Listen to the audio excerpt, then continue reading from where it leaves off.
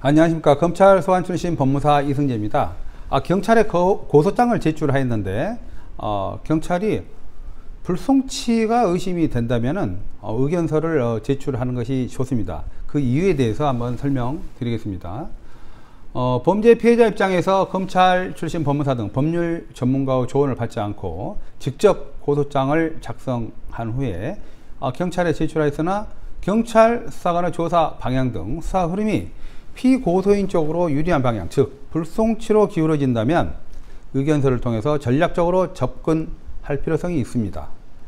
자, 검찰 출신 법무사가 의견서를 현명하게 작성하는 요령과 핵심 구성 방법에 대해서 간략하게 설명을 드리겠습니다. 자, 경찰에 고소장을 제출한 이후에 수사 진행 상황이 좀 불안한 상황이라면 고소인 의견서를 통해서 보완하고 강조할 내용을 전략적으로 정리해 제출하는 것이 매우 중요합니다. 그 요령을 한번 설명드리겠습니다. 첫 번째, 서론인데요. 의견서 제출 취지를 명확히 해야 합니다. 자, 예시 문장입니다. 본인은 이 사건 고소인으로서 제출된 고소장의 내용 및 경찰 수사 과정에서 누락되었거나 오해될 수 있는 사실관계와 법리적 쟁점 사항을 명확히 하기 위해 본 의견서를 제출합니다. 자, 경찰서에 의견서를 제출하는 이유는 고소한 사건에 대한 중요 사항에 대한 쟁점을 명확히 하고 또한 그에 따른 경찰 수사의 방향을 올바르게 제시함으로써 경찰의 위법 부당한 불송치 결정을 예방함에 있으므로 사안에 따른 부합되는 내용으로 작성되어야 합니다. 두 번째, 사실관계를 이제 요약을 하는데요. 핵심 쟁점 상황을 명확하게 제시해야 합니다. 예시 문장입니다.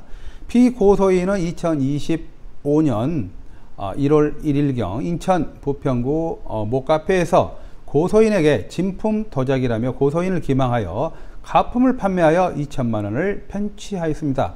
그러나 도자기에 대한 전문 감정 결과 이는 가품으로 확인되었습니다. 증 제1호증 참조.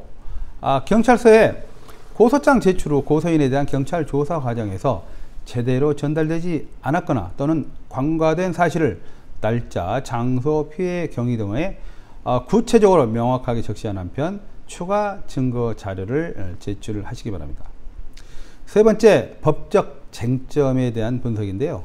경찰 수사관의 오해나 판단 오류를 지적을 하는 것입니다. 경찰이 불송치 결정을 내릴 가능성이 있는 핵심 쟁점 사항을 미리 예측하고 반박하는 것입니다. 자, 예시 문장입니다. 사기 사건에 대해서는 피의자의 기망 행위에 대해서 강조하고요.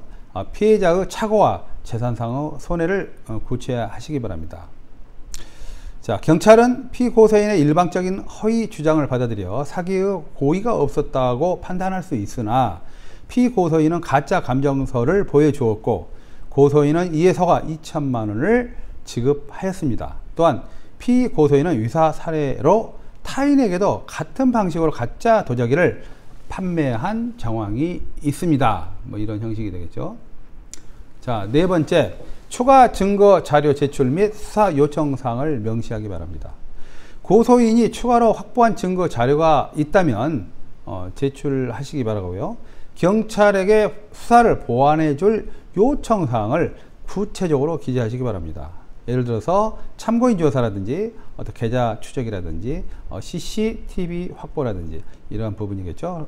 그 부분에 대해서 예시를 들자면 피해자와 거래 당시 상황을 촬영한 영상이 있으며 해당 영상에는 피의자가 진품을 보증한다는 취지의 발언을 명확히 하고 있습니다. 자, 마지막으로 고소인의 입장을 재확인하는 어떤 수사 또 촉구하는 문장인데요. 예시를 들자면 이 사건은 민사 분쟁이 아니라 피의자의 계획적인 기망행위에 의한 사기 행위입니다.